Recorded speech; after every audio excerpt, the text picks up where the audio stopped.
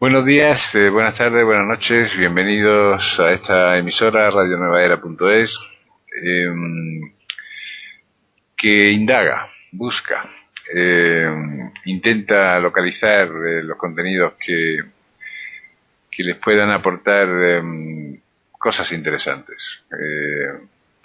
En el término más amplio de cosas, como ideas, como sentimiento algunas veces o como energía otros. Eh, y que bueno, que pueda ayudarle eh, a incrementar esa visión que pueda tener sobre sí mismo, sobre las cosas o sobre la vida. Soy Antonio Fernández Fígares y espero que pase un tiempo en este espacio de radio que durará aproximadamente 35 minutos. Hoy me encuentro con Encarna Gómez, profesora de yoga y psicóloga, perteneciente a la escuela védica, discípula del Swami Sankara Tiragananda, y que en numerosos programas ya nos hace el favor y la gentileza de darnos sus conocimientos y prepararse temas que después se comparte con nosotros. Y la saludo en este momento. Namaste, buenas tardes, Encarna, ¿cómo estás? Namaste, Antonio. Pues muy bien, encantada de nuevo de estar aquí. Namaste y buenas tardes a todos nuestros amigos y nuestros oyentes. Pues estupendo. Hoy vamos a hablar de un tema eh, que yo creo que para los tiempos que estamos viviendo, para la crisis actual de Occidente, muchos aspectos, ¿no? Ayer leía en un libro de autoayuda que en Estados Unidos se calcula que, bueno, más de 40.000 personas se suicidan al año, ¿no? Y hay más de 100.000 que lo intentan. Y se piensa que la cifra de personas con grandes depresiones está en torno al millón o millón y medio de personas, ¿no? Eh, y esto viene a colación del tema de hoy, que es el pensamiento catastrofista, que también nos ha invadido un poco, pues en esta crisis ya larga que llevamos, económica, pero también emocional y psicológica, en el que a veces nos empeñamos en ver las cosas muy oscuras. ¿Por qué se caracterizaría o se caracteriza el pensamiento catastrofista? Pues tendríamos que decir en principio que lo que más caracteriza este tipo de pensamiento negativo, de pensamiento distorsionado, es precisamente el miedo. El miedo. Y que de alguna forma intenta conjurar ese miedo materializando o definiendo, aunque resulte paradójico, el temor, ¿no? O a lo que nos enfrentamos, ¿no? Es decir, estamos hablando de una situación límite, una situación apocalíptica, y a pesar del temor que eso suscita, como mucho más insoportable es el temor a lo inespecífico o a la incertidumbre, de alguna forma se conjura o se materializa con un desastre, ¿no? Que va a venir o que va a ocurrir, ¿no? Y prueba de ello es todos estos mensajes apocalípticos que estamos viviendo cada X tiempo. Lo hemos vivido hace muy poco, ¿no? En el 12 del 12 del 2012. Pero yo estoy segura que dentro de poco tiempo, hubo antes también en el 2000, posiblemente ha habido también otros mensajes de fin del mundo, mensajes catastrofistas, ¿no? O apocalípticos de todo tipo, ¿no? En otros años anteriores, pero estoy segura que dentro de poco tiempo verás cómo vuelve a salir otra fecha del 13 del 13 del 2013, ¿no? Y si no existe el 13, da igual, no lo inventamos, ¿no? Es decir, existe una tendencia por parte del ser humano a convocar todo este tipo de desastres, ¿no? A materializarlo o incluso a plantarles cara como un intento de controlar lo incontrolable, ¿no? Diría yo. Pero no puede ser que esté un poco motivado por esa, ¿cómo decirlo? Esas manos, digamos, negras de poder que pueden existir en el mundo, eh, que pretenden inocular el miedo en la población con algunos intereses, bueno, pues muy suyos, ¿no? Muy de su interés en diversos ámbitos, ¿no? Yo no creo que sea una posibilidad. Yo estoy segura que es un elemento de manipulación y de control, el miedo, la coacción o la amenaza, ¿no? Y sin duda se está utilizando desde diferentes instancias de poder precisamente para eso que estamos hablando, ¿no? Para controlar. Es decir, un hombre con miedo es un hombre susceptible y muy vulnerable a la manipulación y al control. Entonces, bueno, pues forma parte de estos elementos a los que nos estamos enfrentando día a día y que nuestro mundo, pues como cualquier otro mundo en otros momentos, pues también sufre y ha sufrido y posiblemente sufrirá lo que es esta manipulación de unas instancias sobre otras o de unos seres humanos sobre otros, ¿no? Sin duda, el miedo es un elemento importante de control. Y cuando nos ponemos a pensar en catástrofes, en posibles catástrofes, tú te has referido a esta del fin del mundo de los mayas, pero también ha habido otras, ¿no? Cuando se hablaba, por ejemplo, de que los eclipses o el miedo al infierno, ¿no? El otro día oía también una persona, una pariente del psiquiatra Vallejo Nájera, no sé si sería sobrina, hija o nieta, hablando de que el diablo y el infierno existían. Bueno, son opiniones, ¿no? Pero que en última instancia, pues ese tipo de ideas han estado circulando durante miles de años, ¿no? Y bueno, se ha inoculado, como tú bien dices, ese miedo a la población, ¿no? Yo coincido con un matiz importante con lo que decía esta señora. Yo creo que el infierno existe, siempre lo he creído, y existe fundamentalmente y genuinamente en nuestra mente. Vamos a ver, es que necesitamos algo para sufrir y sufrir intensamente, simplemente con el miedo a la soledad, las relaciones, el pensar lo que están pensando de nosotros, el anticipar todo tipo de desastres, todo tipo de catástrofes, ¿no?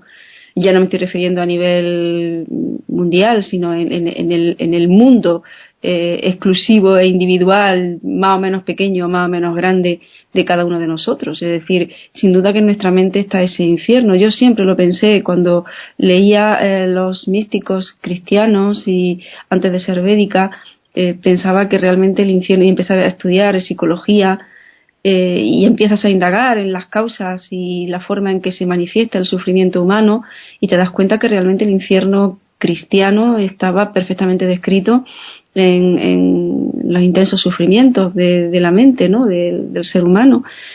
Entonces, bueno, claro que existe. Y a colación precisamente de todo esto que estamos hablando, los trastornos neuróticos de los que todos padecemos en mayor o menor grado. Y por un trastorno neurótico estamos refiriéndonos siempre a esa alteración de la sensación subjetiva de bienestar o de malestar, ¿no? Estamos hablando de una alteración emocional y de un malestar, ¿no? Emocional. Entonces, este pensamiento catastrofista está dentro de ese trastorno neurótico, y este trastorno neurótico, que como te decía, todos somos más o menos vulnerables y todos en algún momento de nuestra vida o en muchos momentos de nuestra vida nos llevamos nuestra buena parte, tiene mucho que ver con ese alteración y con ese falta de control que tenemos precisamente de nuestras emociones, y de los que continuamente de una forma u otra estamos hablando en cada uno de los programas, y de los que continuamente desde la psicología occidental, desde la psicología oriental, desde las técnicas del yoga se está preconizando precisamente su control. Pero es precisamente para esto, para sufrir menos y tener una vida mucho más plena y mucho más productiva.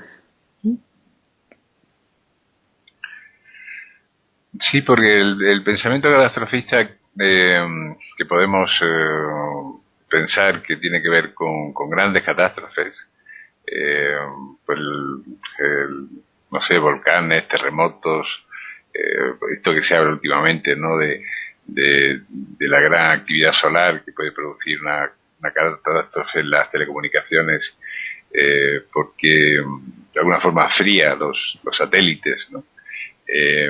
una gran llamarada solar o la propia actividad magnética del Sol.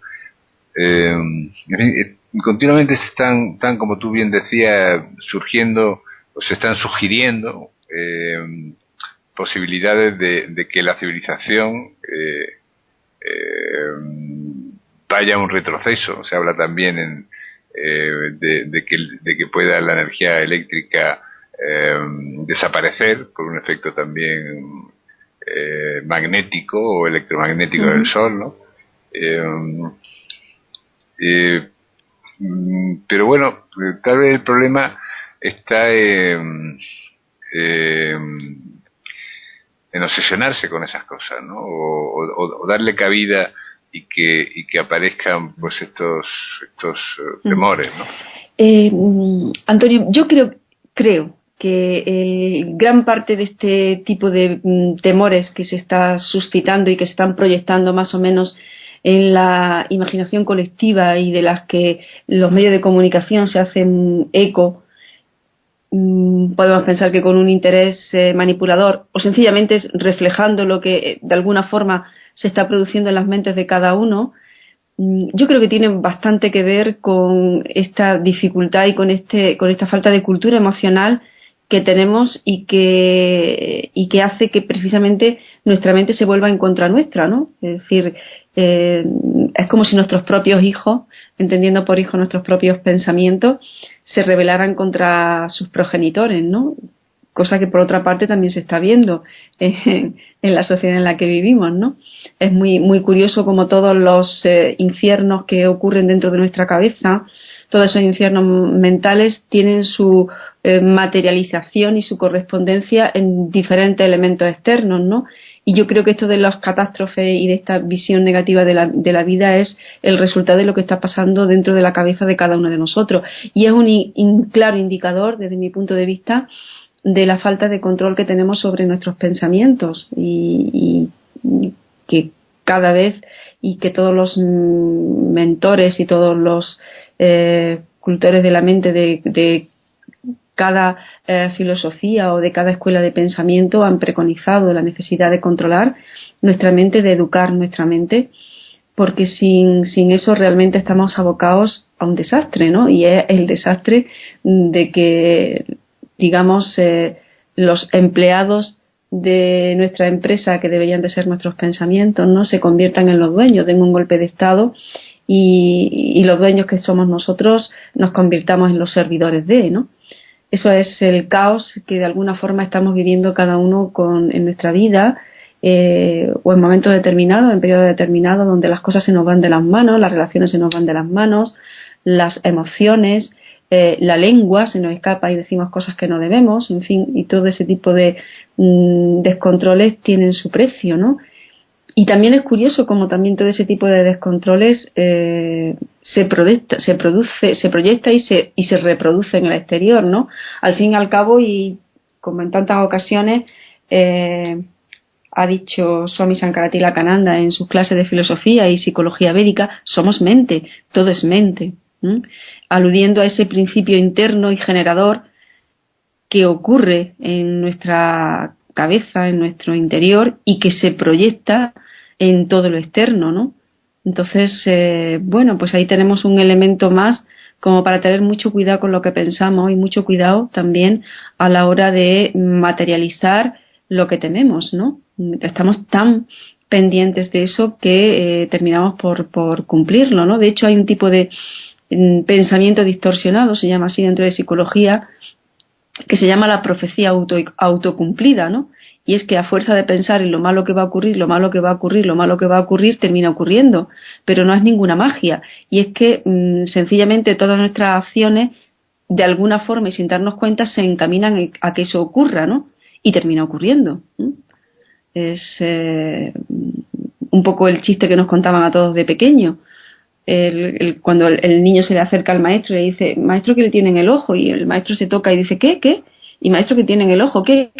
Y después de pasar todos los niños de la clase por la mesa del maestro y preguntarle lo mismo y el maestro repetir la misma acción, que al restregarse el ojo termina con el ojo malo, ¿no?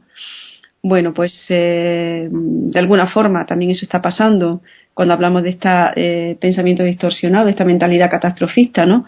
Que a fuerza de generarlo, a fuerza de pensarlo, vamos a terminar creándolo, ¿no? Y ya lo estamos creando con todos estos problemas que tenemos medioambientales, ¿no? Pero también con este tipo de pensamiento negativo y pensamiento neurotizante estamos haciendo una cosa bastante terrible, bastante negativa, y es que nuestra energía psíquica no es ilimitada.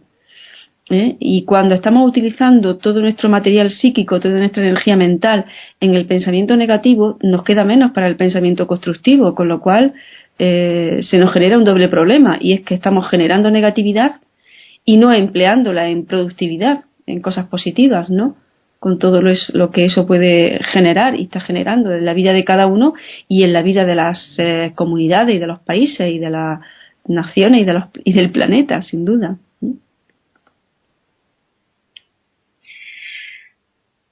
Claro, el problema tal de fondo puede ser precisamente ese, ¿no? Que terminan produciendo el hábito de pensar de forma negativa, ¿no?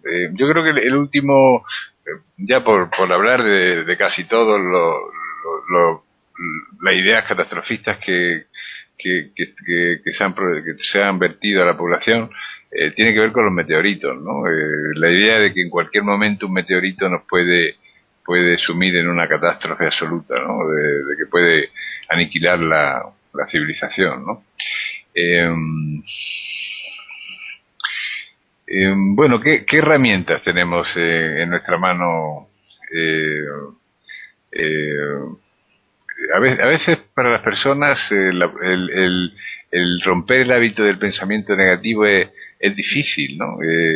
El otro día veía también en televisión un programa que hablaba sobre la India, ¿no? Y hablaba de cómo está creciendo de una forma económica, o sea, de manera, en sentido económico, muchísimo. Hablaba de unas bodas fastuosas que hacen los nuevos ricos hindúes, ¿no? Pero hablaba también de un comerciante muy próspero de un barrio muy pobre de una ciudad que no recuerdo cuál era, de la India, que le instalaba televisión por cable a unas personas que vivían en chozas casi míseras, ¿no? Hechas de una manera pues, con lo mínimo, con lo imprescindible, muy pequeña y todo hacinado, ¿no? Son grandes barrios gigantescos que están fuera de las ciudades. Y él le metía una señal de televisión por cable y decía, bueno, es que la gente no puede vivir sin televisión, ¿no? No pueden estar quietos consigo mismos o no sé, o haciendo otras cosas que antes hacían, ¿no? Ahora, parece que la televisión se ha convertido como el analgésico para esa angustia, ¿no? Para esa angustia provocada por esos pensamientos de los que tú hablas, ¿no? Sí, vamos a ponerle todo tipo de distracciones externas para evitar la confrontación con uno mismo, no sea que salga algo bueno, como por ejemplo la reflexión, el análisis, el espíritu crítico y la capacidad de generar serenidad desde donde tiene que surgir, que es desde el interior. No sé, eso se le olvidó decirlo, ¿no? Posiblemente. Bueno, pues tú lo acabas de plantear y acabas de poner un ejemplo, ¿no? Parece que está todo enfocado hacia el exterior, y yo pienso que unas veces por ignorancia y otras veces por malicia. Es decir, porque realmente se piensa que eso es lo mejor y no deja de ser una actitud ignorante, y otras veces por malicia, porque es un elemento de manipulación, porque en el momento que el ser humano se sienta, se confronta con uno mismo, piensa y reflexiona, se convierte en un elemento incómodo y en un elemento protestón. Y entonces ahí tenemos un peligro, sin duda, claro que sí, ¿no? Y entonces surgirán todo tipo de voces, ¿no? Que irán hacia esa persona o ese grupo que piensa y que se planta y que critica y que se expone, ¿no? Bueno, pues ahí tenemos un ejemplo. Me preguntabas también antes, Antonio, ¿qué podemos hacer ante esto? Fíjate la proliferación, pues todos lo hacemos, ¿no? De las compañías de seguro. Vivimos en un mundo donde pretendemos asegurarnos todo. y no está mal, es decir, yo no pienso que, yo tengo también mis seguros, como seguro que lo tiene todo el mundo, ¿no? Es bueno estar precavido ante las imponderables y las inseguridades y los accidentes que están ahí, ¿no?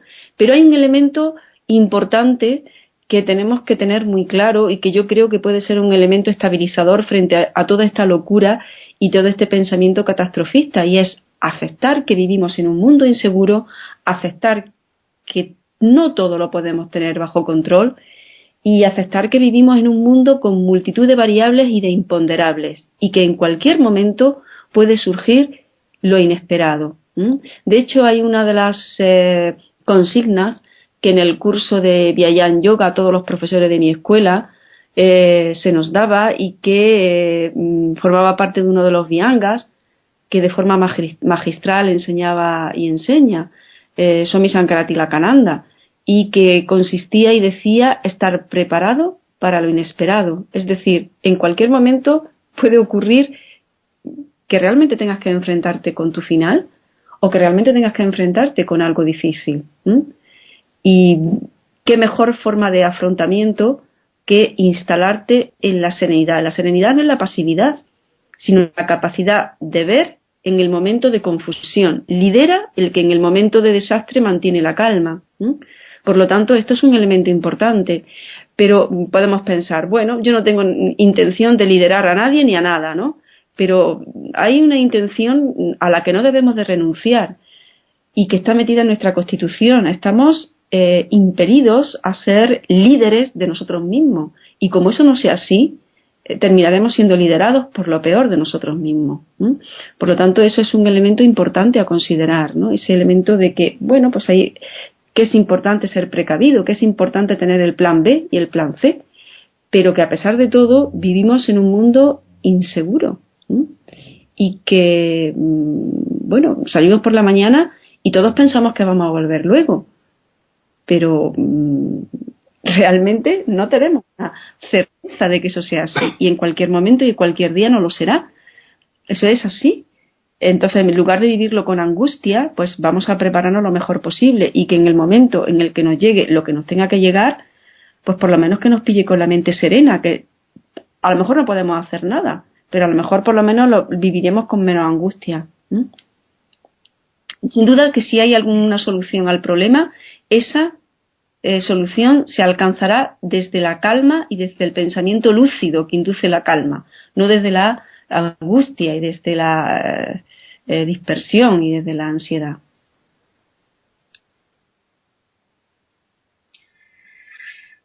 Sí, hay una idea interesante que el otro día leía también y decía que es más importante el pensamiento que mueve a la inteligencia que la inteligencia en sí.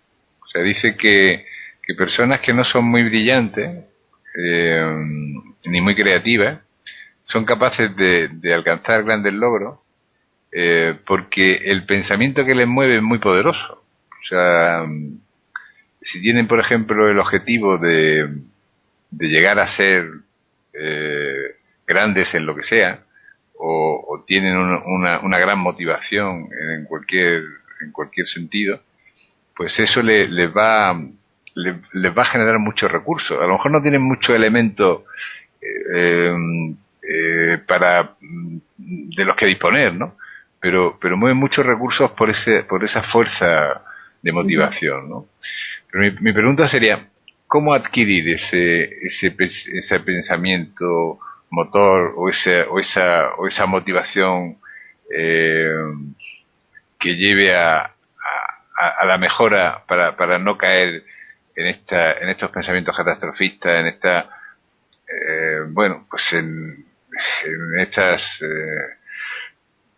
en estas ideas pobres y deprimentes? Lo que tú estás planteando, Antonio, es la fuerza de la motivación, ¿verdad? La motivación, el interés mueve montañas. Yo estoy totalmente de acuerdo. Esto es un recurso, pero es una idea. No es una idea nueva, es una idea que bastante antigua. La expresión del interés mueve montañas, yo creo que lo hemos escuchado todos, ¿no? Desde hace muchísimo tiempo. ¿De dónde sacar esa energía? Me preguntas. Se me viene a la mente uno de los últimos discursos de Steve Jobs a los universitarios, donde le hablaba de alguna forma de que encontraran algo que les fascinara, que les cautivara, que les generara su interés, que les apasionara y que a partir de ahí pusieran todo su interés en conseguirlo, ¿no? Claro, el tema es cómo encuentras eso, que te guste, que te fascina, ¿no? Y que te interesa. Pues no se me ocurre nada más que una consigna, y es búsquenlo. Es decir, bueno, tenemos un mundo con muchísimos recursos, entonces es bueno que cada uno busque aquello que realmente le hace sentir vivo, ¿no? Y que a partir de ahí canalice y oriente su energía. Yo creo que es un elemento fantástico para generar todo ese caudal productivo y creativo que sin duda va a conducir a soluciones y va a conducir a cosas interesantes, ¿no? Pues no se me ocurre otra cosa que búsquenlo, no se me ocurre otra cosa. Y desde luego cuando uno encuentra ese elemento y ese punto movilizador, realmente ha encontrado algo muy importante en su vida. Y lo más interesante, buscar esto, es buscarlo dentro de uno, en el propio interés, ¿no? Muchas veces todo lo externo nos orienta a buscar una persona, ese amor ideal o esa profesión fantástica, no sé, que sin duda puede ser un elemento motivador, pero convertir algo externo en tu centro, en tu movilizador, es algo peligroso, porque estamos mucho más expuestos, ¿no?, que cuando eso se consigue o se coloca dentro de un interés que se mueva desde uno, ¿no? Pues buscarlo. Yo creo que la vida en la que estamos ofrece muchas alternativas. Cuando digo esto, realmente creo que tendríamos que pararnos un poco a valorar lo que estoy diciendo, en el sentido de que vivimos en una sociedad donde muchas personas no tienen esa opción. Leemos noticias de India o de otros países o de otras circunstancias donde vemos que las personas están viviendo en unas situaciones de esclavitud, ya no solamente por las circunstancias físicas, ¿no?, sino por los condicionamientos sociales que limitan mucho la expansión y el crecimiento. Entonces, cuando nosotros nos vemos aquí limitados por nuestras ideas depresivas, por nuestro pensamiento catastrofista, realmente nos debería de dar pudor, porque a pesar de todas las crisis y todas las tremendas penurias que podemos estar viviendo, unos más y otros menos, tenemos un punto de libertad que hoy muchos seres humanos no lo disfrutan, ¿no? Por lo tanto, aprovechemos eso y utilicemos eso, ¿no? Busquemos realmente cuál es el elemento que nos moviliza y a partir de ahí construyamos y seamos lo más felices que podamos ser, ¿no? O razonablemente felices.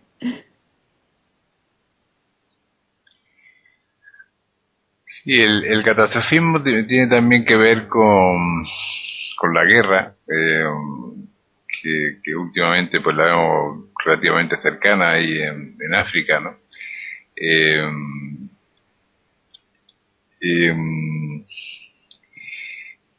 Y tiene que ver también con, bueno, la soledad, que tú la has citado antes, también la pobreza, o sea, una serie de circunstancias vitales que parece que nos aterran, ¿no? Y son aterradoras, de hecho, ¿no? Pero a lo mejor el truco consiste, desde mi punto de vista, en enfocarse en lo positivo, ¿no? Es decir, bueno, pues voy a olvidarme de pensar en eso y voy a hacer lo que esté en mi mano de bueno, ¿no? Pero aparte de esto, haría falta como técnicas de adiestramiento mental, ¿no? Trabajar siempre técnicas que serenicen, que tranquilicen, que ayuden a la reflexión, que ayuden al replanteamiento del problema, que nos den una visión lúcida de lo que está pasando, tanto dentro de nosotros como fuera. Es decir, todo ese tipo de técnicas nos van a ayudar a encontrar las soluciones al problema, y a lo mejor el problema no es tal, sino el enrevesamiento que tenemos en nuestra cabeza. y el enfoque que le estamos dando tan negativo a una situación que a lo mejor es inevitable y que simplemente la solución es serenarse y dejarla pasar. O no, pero que en muchas ocasiones creamos un problema donde no lo hay, sencillamente con nuestra propia actitud, ¿no? Y eso es un elemento importante. Tú señalabas antes un elemento que en los tiempos que corren estamos como muy sensibilizados. Has hablado de la pobreza, ¿verdad? Con toda esta crisis económica que todos tenemos encima y que de alguna forma todos estamos sufriendo. Pero a mí me gustaría hacer una diferencia importante entre pobreza y miseria. Y yo esto lo he aprendido en las clases de mi maestro Swami Sankara-Tilakananda. Una cosa es no tener el recurso material, que es la pobreza, pero otra cosa es no tener el recurso mental ni emocional, que es la miseria. Y eso sí que es peor. Esa es la mayor de las pobrezas. Porque podemos tener pocos recursos materiales, pero sin embargo tener una actitud creativa, una actitud laboriosa, una actitud generosa, y a partir de ahí, de lo que es pobre, generar el recurso, generar el sistema o digamos que la plataforma a partir de la cual crecer o por lo menos soportar lo más elegantemente la crisis, ¿no? Pero cuando hay miseria, cuando la miseria se instala en la mente, es que podemos tener 3 y comportarnos como si tuviéramos -3. Y eso sí que es un problema. Eso sí que es un problema. Entonces, ¿de qué forma en concreto, no? Pues, por ejemplo, podemos mirar, por ejemplo, la forma en la que estamos viviendo, pero mirar en el sentido más material de la palabra. ¿Cómo está nuestra casa? ¿Cómo está nuestra ropa? ¿Cómo está nuestra habitación? Miremos con qué calidad de vida estamos viviendo. ¿Realmente la casa está todo lo bien que puede estar? Sencillamente poniendo un poco de orden, un poco de estética, un poco de calidez, generaríamos un ambiente muchísimo más agradable, muchísimo más digno e incluso mucho más rico y lujoso, entre comillas, ¿no?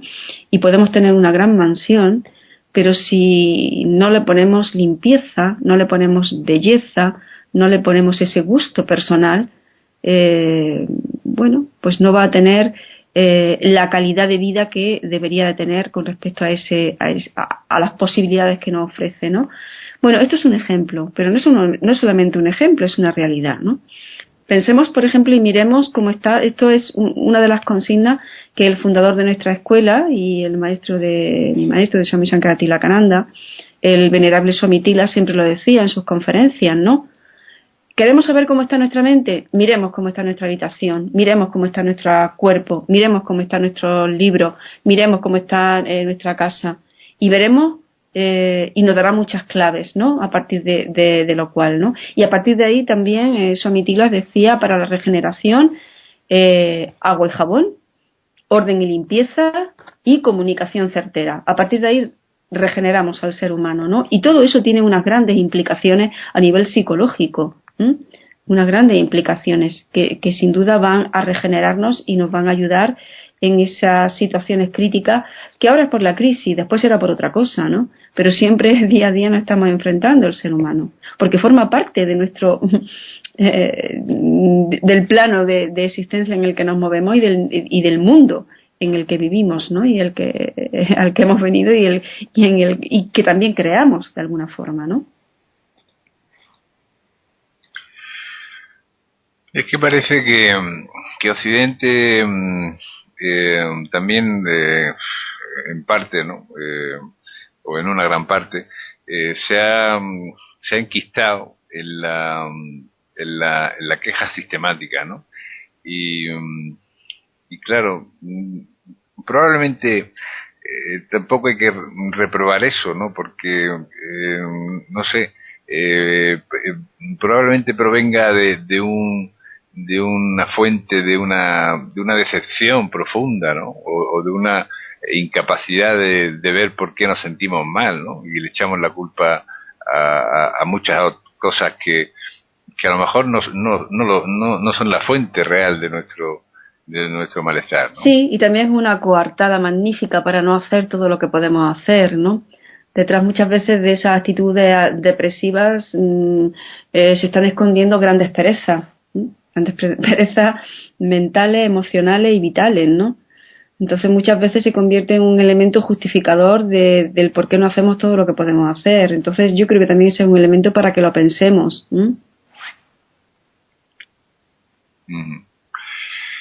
Bien, pues ya hemos llegado al tiempo final que tenemos para este programa. Voy a dar los datos de contacto. Bueno, primero preguntarte si hay actividades para la escuela védica o algún curso que des tú, Encarna, o alguna cuestión que quieras comentar. Como siempre tenemos la meditación de todos los viernes en Casa Yoga, a la que están todos cordialmente invitados. Yo les animo a que siempre mediten tanto hagan su práctica de meditación individual, pero que también y periódicamente mediten en grupos. Genera una gran energía y sobre todo si no tenemos el hábito habitual de, permítanme la redundancia, de meditar, pues también ayudará a instalar ese hábito, el hacerlo en grupo y con meditadores expertos. Bien, pues meditamos todos los viernes en Casa Yoga a las 7 de la tarde en la compañía siempre magnífica y cordial de los monjes de la escuela védica, todos los viernes a las 7.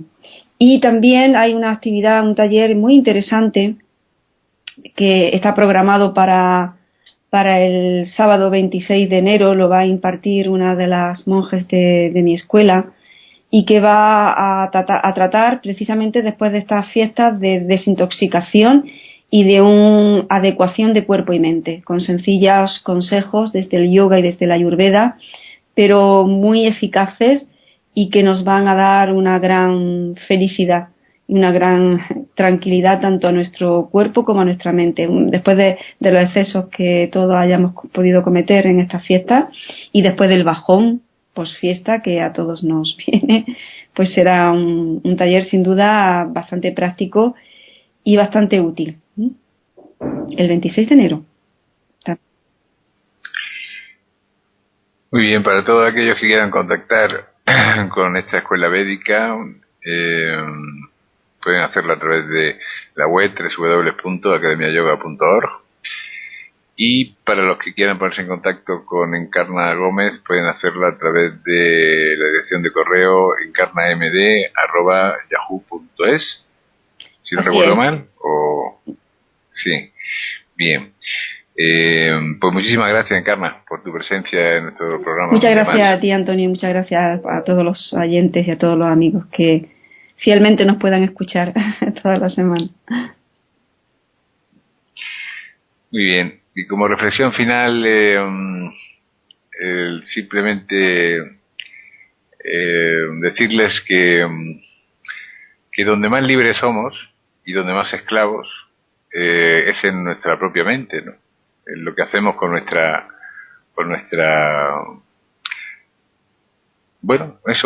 mente, con nuestra capacidad intelectiva, con la capacidad de imaginar o de pensar o de razonar unas cosas u otras. Esa es nuestra mayor capacidad de libertad, o nuestro mayor proceso de esclavitud. Entonces es cuestión de elegir entre un camino u otro. Un fuerte abrazo, soy Antonio Fernández.